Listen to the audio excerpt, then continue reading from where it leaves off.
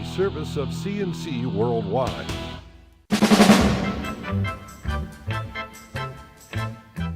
CNC podcasts are a service of CNC Worldwide.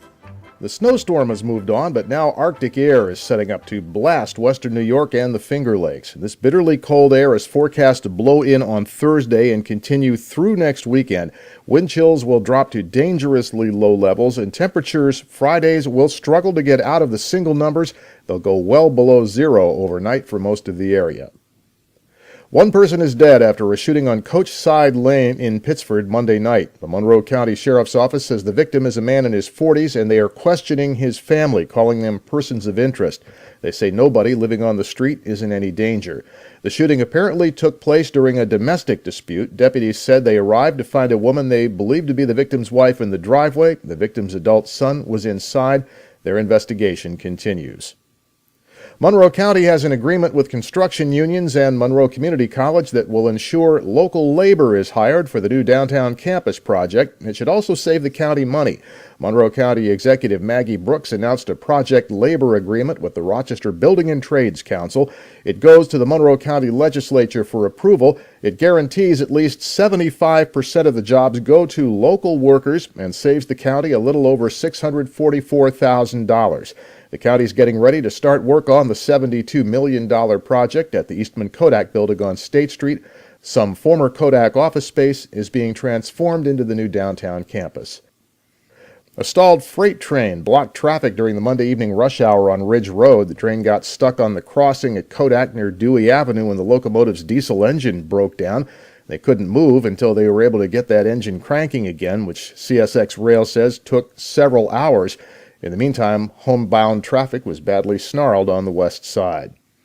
A woman who pleaded guilty to a charge of aggravated vehicular homicide has been sentenced to 4 to 12 years in prison. Amanda Hunt of Rush caused the death of Lisa Welk while she was driving drunk last summer.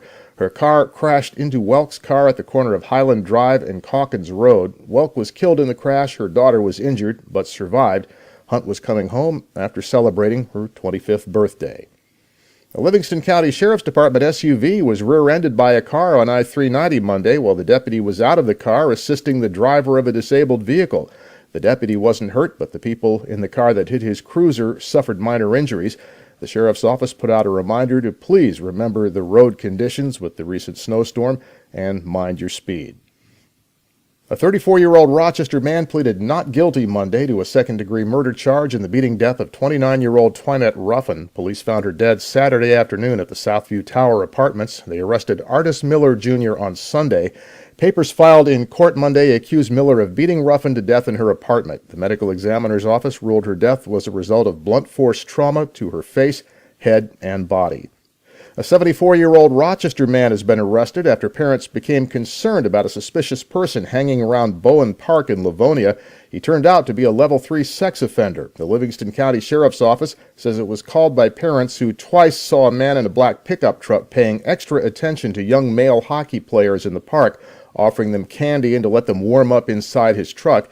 The man left abruptly when parents approached, but the second time the truck was seen, parents got the license plate number and called 911, and deputies caught up with the man. Sheriff Thomas Doherty says the driver was Sidney Watson of Rochester, a registered sex offender. He's been charged with endangering the welfare of a child.